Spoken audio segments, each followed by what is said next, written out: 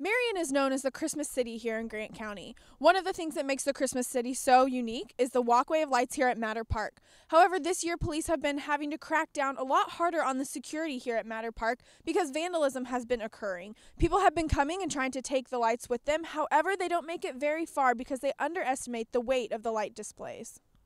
Veterans, military service members, and their spouses attended a job expo at the Indianapolis Museum of Art Thursday.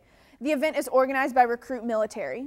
Its events director, John Lundberg, says they hold these events because many returning soldiers don't know what to do when their military careers are over. Lundberg says Recruit Military will host 75 expos in 47 different cities this year. Welcome back to Crossroads. I'm Hannah Whelchel. And I'm Kinsey Honor. Now, many people love being involved with music programs when they are in high school, but the choir days usually end after college. I was actually in choir in high school and I loved it, but I haven't had the opportunity in college. The Heart Song Show chorus gives ladies a chance to share their love of music and a little bit of bling with the local community. 'Tis the season to be giving, and that's exactly what Indianapolis residents thought when they came out to their car to find a $1 bill placed in their windshield wipers. However, as they went to retrieve the $1 bill, when their car door was open, hijackers would get into their car and drive off with their vehicle. Police are warning citizens to beware of the money in the windshield and to make sure to take caution before retrieving it and getting back in their car.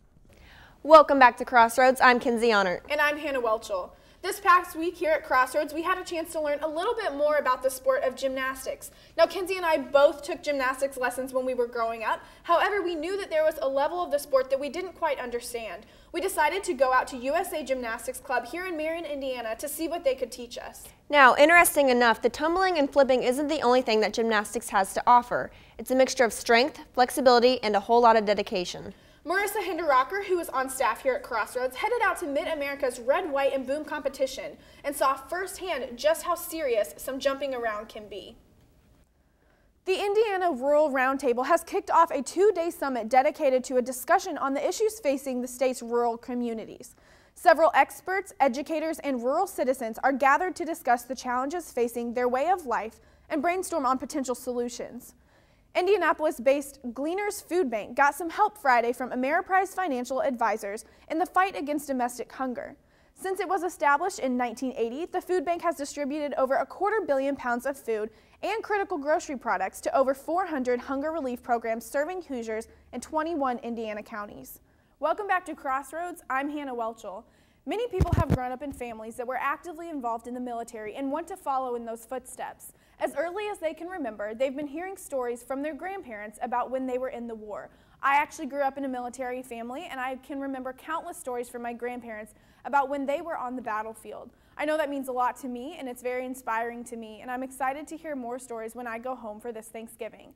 The Marion Civil Air Patrol has been in Marion for decades. It offers a chance to be a part of an official branch of the Air Force, and for some, it means lacing up their boots a little early. Welcome back to Wildcat Week. I'm Hannah Whelchel. The women's volleyball team is wrapping up their season this week at the NAIA Nationals. The Wildcats traveled to Sioux City, Iowa during the weekend and opened with pool play on Tuesday night. In their first contest, they took on 6th-ranked Missouri Baptist. IWU kept pace with Missouri Baptist throughout the match, taking the opening set 25-20. The Wildcats looked to capitalize on the momentum, but Missouri Baptist stepped up their game. Spartans proved tough in sets 2 and 3, taking each by 5 points or more. The Wildcats couldn't stop the Spartans' attack and fell in set number 4 as well by a score of 25-18. Good afternoon. For TV 51 Newsbreak, I'm Hannah Whelchel. President Barack Obama and Vice President Joe Biden will visit Kokomo next Tuesday. Kokomo Mayor Greg Goodnight says the visit has been in works for about 3 weeks. Goodnight says he was first contacted by the Vice President's office. President Obama was added to the docket a few days later.